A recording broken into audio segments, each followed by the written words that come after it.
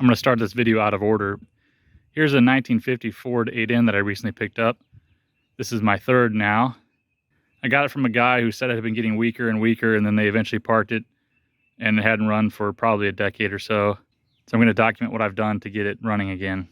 I completely rebuilt the original carburetor. It was packed full of dirt. In fact, the main jet was completely missing. It was just a big pile of dirt. Some of the butterfly screws were broken as well. A couple of the springs were broken, if not all. Ever since I got this one, the right rear has been stuck, but I'm focused on getting it running first. So my first task was to clean up the wiring. This had already been converted to 12-volt negative, and they added this little door in the side for ease of battery installation. I wouldn't have done that myself, but it is what it is. I used half the existing wiring harness and then wired in a good second half of it, replacing all the really crusty bits. Added a new ammeter and resistor. I might flip that resistor around though, so those wires wouldn't have a tendency to lay down on them. I haven't taken out the voltage regulator yet, which you don't need on a 12-volt conversion. I put in a new key switch. I reconnected the wires, although they're still pretty ugly, and I'm going to probably replace them. This is all done around the fact that the tractor came with an alternator. So I was doing all my 12-volt work. I bought a new 12-volt battery, and once I got it all hooked up, I realized that the alternator that was on it was seized. I just so happen to have this second identical alternator. This is a 3-wire. The new ones are 1-wire for these conversions. This is exactly the same as the old one, so I just hooked it up. This one's not seized, but I don't think it's working. I replaced the belt while I was at it. I discovered that the crankshaft pulley bolt is missing. So I am going to replace that before I run it anymore. I fully rebuilt the petcock, although it's leaking now because I didn't screw it far enough into the gas tank. I replaced the fuel line. Working towards getting it to turn over, I wasn't getting any love out of the original switch. So I pulled the cover off to replace the switch with a new one.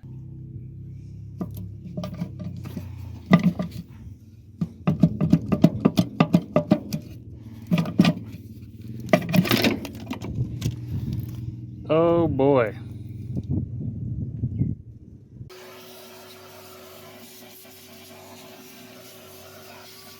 And I got it to turn over.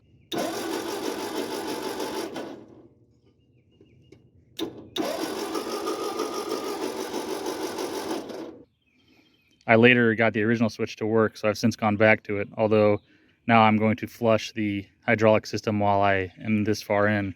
I'm also going to replace the seal around the shifter shaft and the gasket. So I got it to turn over, but wasn't getting spark. So I started digging into the distributor. Distributor ants. I replaced the wires while I was at it. I'm using the plugs that came with it. I figured it'd be unlikely for all 4 to be bad at the same time. I still wasn't getting spark, so I hooked up a different 12-volt coil that I had. This one actually came with a motorcycle project I recently bought that isn't correct for that project, so it could live here. That seemed promising, but I still wasn't getting spark, so I replaced the points and condenser, and I just eyeballed the gap. At that point, I had spark.